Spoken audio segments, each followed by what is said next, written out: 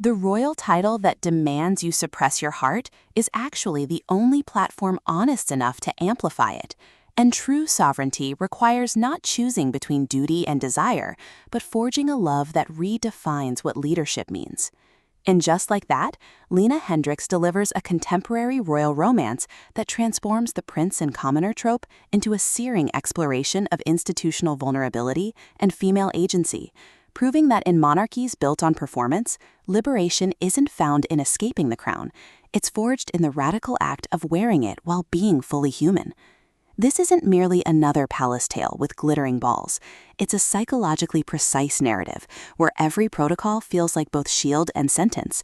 Consent to connect is negotiated through mutual recognition rather than assumed hierarchy. And healing means honoring the person beneath the title when tradition demands they remain symbolic. From the first hushed corridor narration, listeners are immersed in a world where silence is strategy and presence is the only true decree. Perfect for fans of emotionally intelligent royal fiction and stories where female strength defies aristocratic expectations, this audiobook serves up atmospheric elegance, relentless emotional honesty, and protagonists whose journey from contractual allies to sovereign partners resonates with anyone who's ever been told their worth was tied to their compliance. When American archivist Alara Vance is hired to catalog the royal family's private collection, she expects professional detachment. Not to discover Crown Prince Julian Thorne's quiet intensity mirrors the stability she spent years chasing through self-reliance, and his refusal to treat her as staff creates space for a bond that defies centuries of protocol. But as they navigate state functions and buried attractions, Alara realizes this assignment isn't about preservation, it's about recalibration. Hendrix masterfully avoids reducing Alara to naive outsider or Julian to distant heir.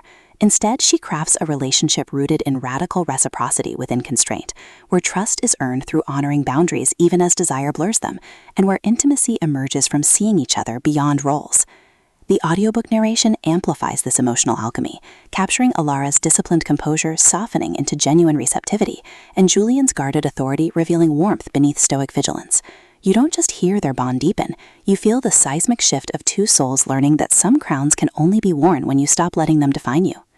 What elevates Just Like That beyond typical royal romance fare is its nuanced portrayal of monarchy as collaborative governance rather than romantic erasure.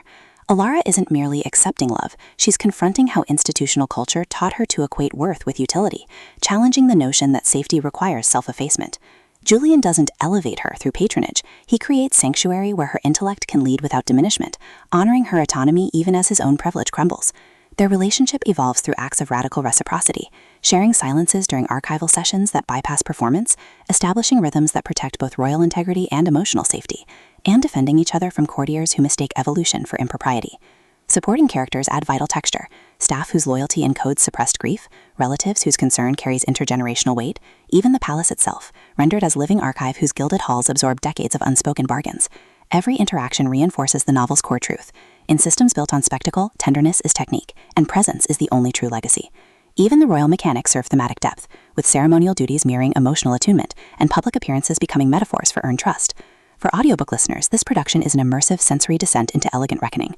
The narrator embodies Alara and Julian with remarkable distinction. Alara's voice carries crisp intelligence laced with dawning sovereignty, while Julian's low timbre trembles with suppressed tenderness beneath disciplined cadence, making their chemistry palpable even during conflict. Sound design enhances atmosphere without overwhelming immersion. Distant orchestral notes marking temporal rhythm, rain against leaded windows during vulnerable confessions, the hushed rustle of silk syncing with breath during moments of revelation, all anchor psychological stakes in tangible reality.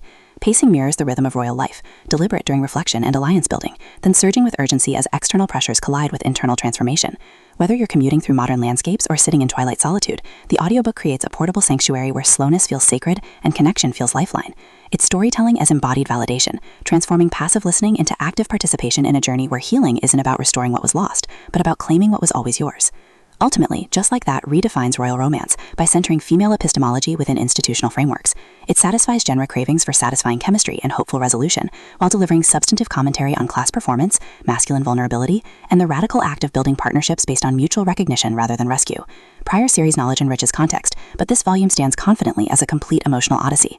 If you've ever wondered whether love can coexist with duty, or if true strength requires embracing what others dismiss, this audiobook will affirm that sometimes the most powerful act is simply choosing to be seen. Press play, walk the corridor, and prepare to believe that even in landscapes shaped by tradition, hearts still find ways to reign. Your next favorite royal romance isn't waiting in perfect matches. It's waiting in the brave, trembling choice to honor your whole self.